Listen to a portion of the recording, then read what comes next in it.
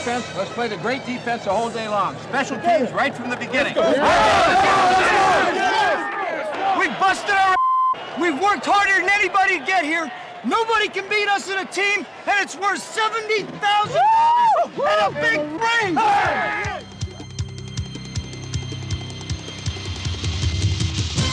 Cephalo to the near side. Woodley up under quarterback, fakes the pass.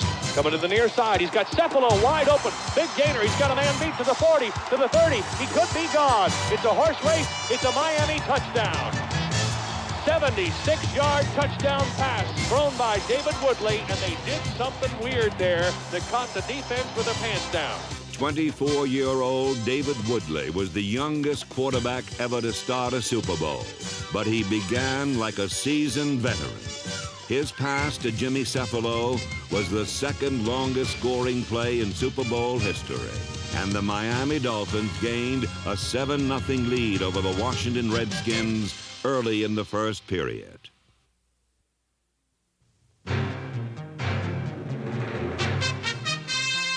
Angered by the Dolphins' easy touchdown, the Redskins' hard-charging defensive line helped recover what their secondary had given away. A jarring tackle by Dexter Manley caused Woodley to fumble, and Dave Butts recovered for Washington at the Miami 46.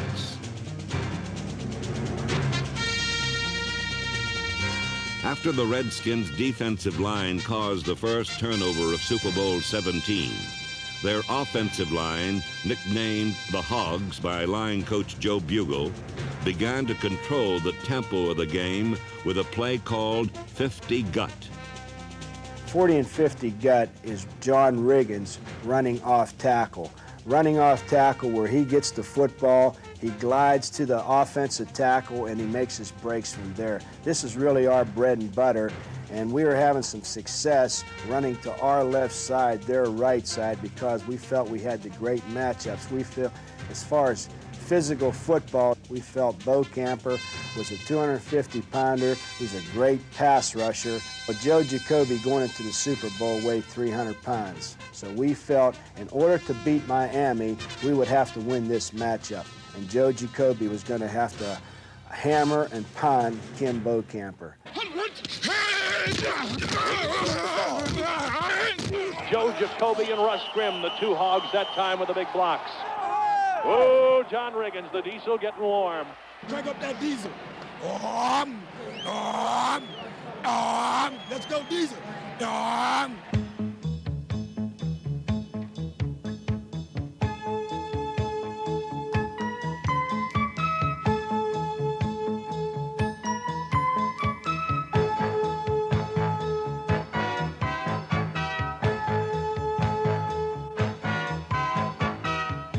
Along with the guts came the first hint of glory as Big John Riggins chugged into field goal range.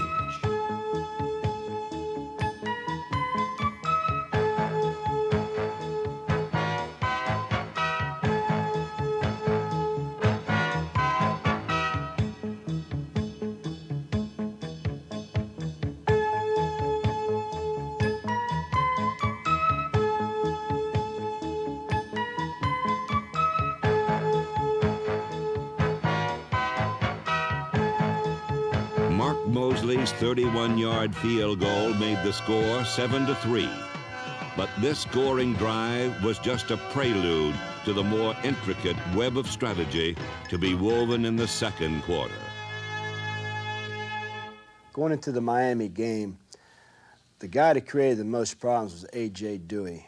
Throughout the whole season and the two playoff games that we saw prior going to the Super Bowl, he had a lot of sacks because he lined up in various positions. He lined up as an inside linebacker, as a defensive tackle, and as an outside linebacker. This is where he was most effective, rushing from the outside. So one of the prime things that we felt we had to do as an offense is try to get in formations that would stabilize him and force him to be an inside linebacker all the time.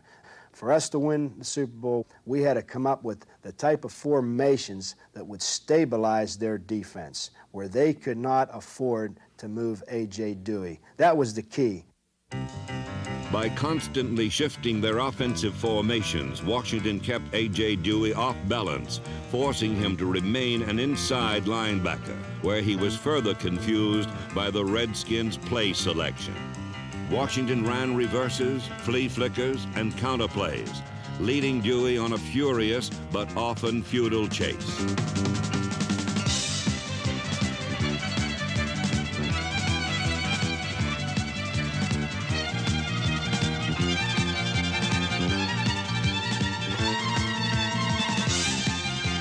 With Dewey neutralized, Miami's Killer Bees had lost their sting.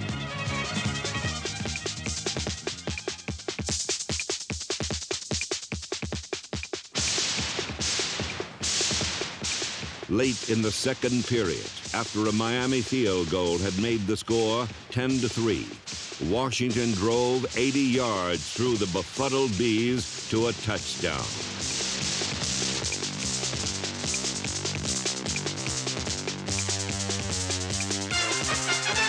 Joe Theismann personally accounted for 62 of those yards, expertly mixing his passes and scrambles with a dependable 50 gut. Near left slot, 50 gut on red. Ready?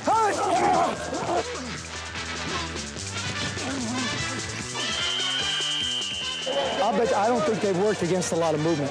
I just don't believe they could have, because every time you move, they're really not sure what's going on back there. At the 4-yard line, all 5 receivers went in motion, causing split-second confusion in the Dolphins' secondary.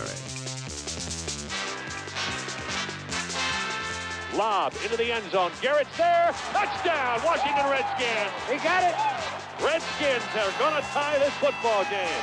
Well, the Killer Bees have been stung. There you are. In 1982, Bill Arnsparger's defense was the best in the NFL. But in Super Bowl 17, they looked just plain ordinary against Joe Gibbs' cleverly designed offense.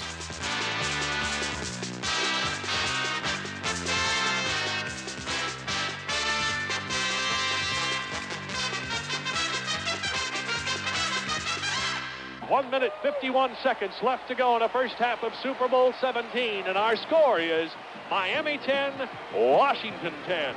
Here's Hayes' kickoff. Waiting back deep, Fulton Walker. He's got it at the 2, out to the 5, to the 10, comes to the near side to the 20. He's out to the 25, turns it back. He's gone. 50-yard line, 40-yard line. He's gone. It's a touchdown. A 98-yard kickoff return for a touchdown for the Miami Dolphins. And as soon as the Redskins tie it, the Dolphins come back on top. When it looked like the Redskins would go into the dressing room, tied up at halftime, coming from behind, to have this happen to you in the last 2 minutes is devastating, to say the least. Fulton Walker's 98-yard kickoff return was the longest return in Super Bowl history. A crunching block by Steve Shaw eliminated the last Redskin in Walker's path.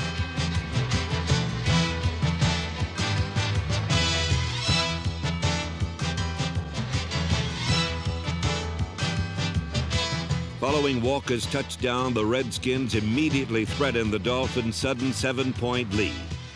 But when Theismann threw a complete pass inbounds rather than a clock-stopping incompletion that would have left time for a short Mosley field goal try, time ran out on Washington, with Miami holding a 17-10 halftime advantage. In the third quarter, Washington's misdirection plays continued to keep Miami off balance. A flanker reverse to Alvin Garrett gained 44 yards and set up Mark Mosley's second field goal, which cut Miami's lead to 4 points.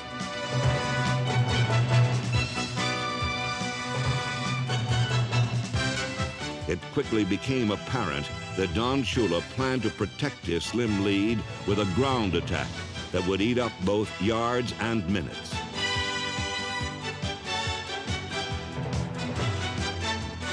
But when Andre Franklin was stopped, the Dolphins' offense could no longer generate any continuity or sustained life. In fact, the only pass David Woodley completed in the second half was to Redskin safety Mark Murphy, number 29.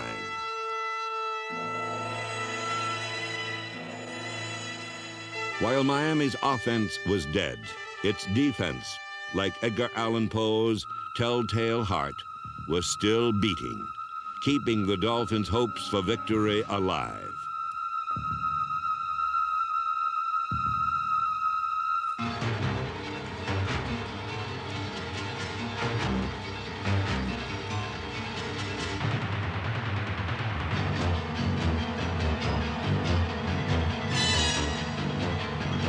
The Killer Bees swarmed Theismann and intercepted him twice.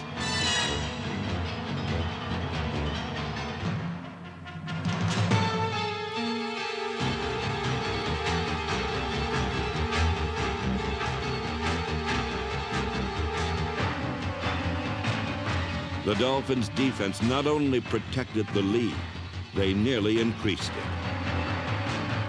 Late in the third period, with the ball on the Redskin 18-yard line, Kim Beaucamper deflected Theismann's pass and for a split second had Don Shula's third world championship in his hands.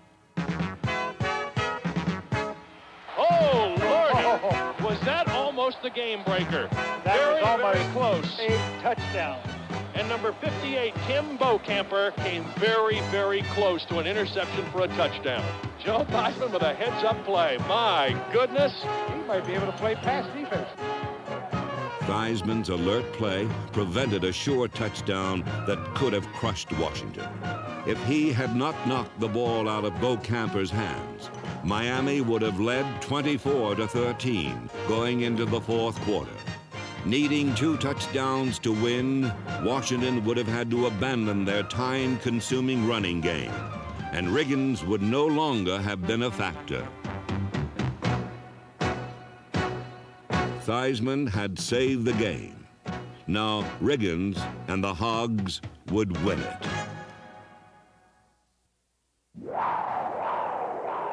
In the fourth quarter, the Redskins lit up the Super Bowl sky with a game plan straight out of pro football's distant past. We went to Plan B. Plan B was that we were going to not fool around with any more misdirection. We were going to run directly at them. And so Coach Gibbs told the team right then and there, we're going to go back out, we're going to establish a line of scrimmage, we're not going to get impatient, we're going to win the football game by running it. Somewhere, Vince Lombardi must have smiled his approval of Joe Gibbs' decision. Washington's quest for the world championship of pro football turned the sport away from its pass-happy present and back to its roots.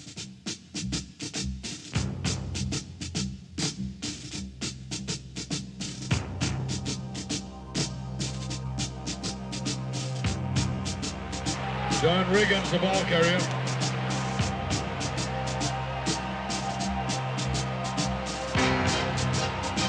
Riggins, the ball carrier, gains 9 yards. John Riggins, the ball carrier.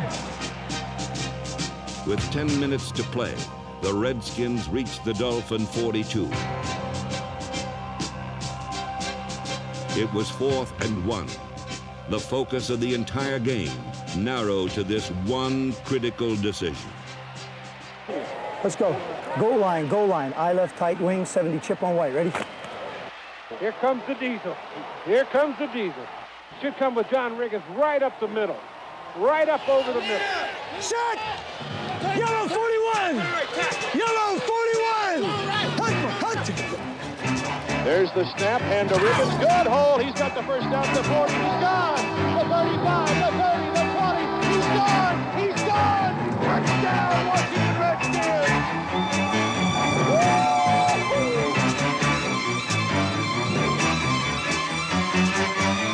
A 43-yard touchdown run from scrimmage is the longest in Super Bowl history.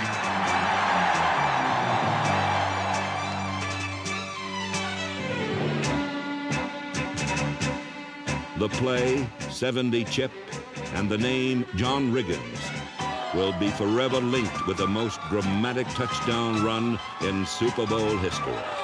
70 chip, we run it various ways, and the way we scored the Super Bowl is Clint Didier was our wingback.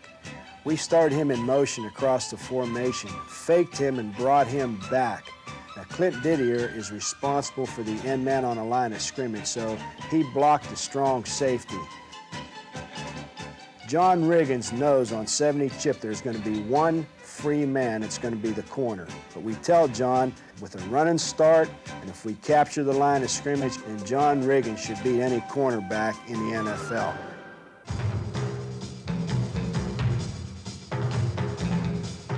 .70 chip was a perfectly executed play, and the image of John Riggins busting through the arms of Don McNeil will last for all time in the memory of the Redskin faithful.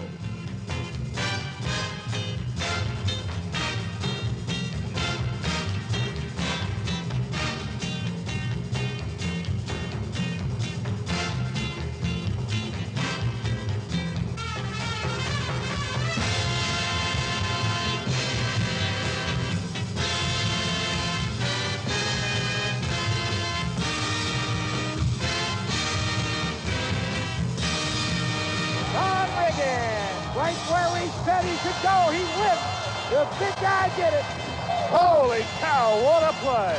42-yard touchdown run on 4th and a foot. John Riggins has given the Redskins the lead in Super Bowl 17. The Bees are dead.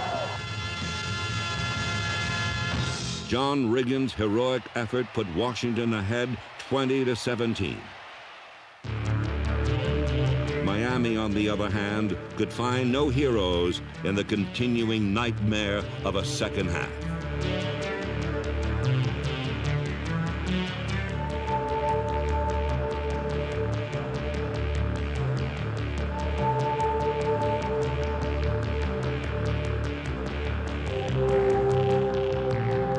Unable to run or pass, the Dolphins' offense gained a total of only 11 yards in the fourth period. And the Killer Bees, tired and battered, no longer had the strength to stop Washington's procession into history.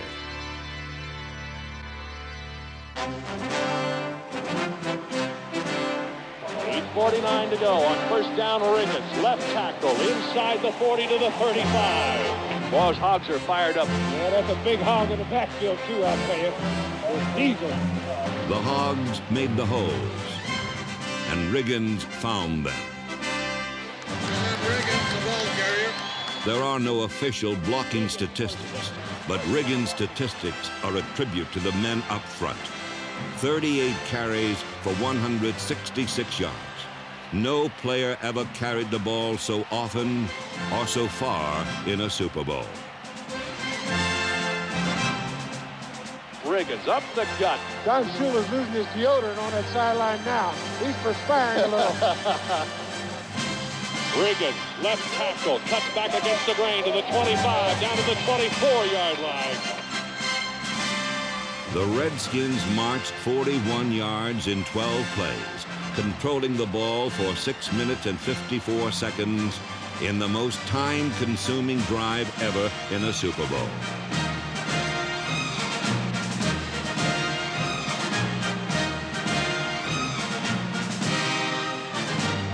First down, Redskins. First and goal. Here's a rollout. Rolling out to his right. He should run it in. He flips it. Touchdown! Touchdown! Washington Redskins. Charlie Brown. That, gentlemen, may be the nail in the coffin. No question, it is the nail in the coffin. Charlie Brown's touchdown was sweet icing on a cake, baked perfectly by a tough old running back and a group of determined linemen who turned the Rose Bowl into hog heaven and the Washington Redskins into world champions. Joe Gibbs, the Hogs, and MVP John Riggins have beaten the Miami Dolphins 27-17.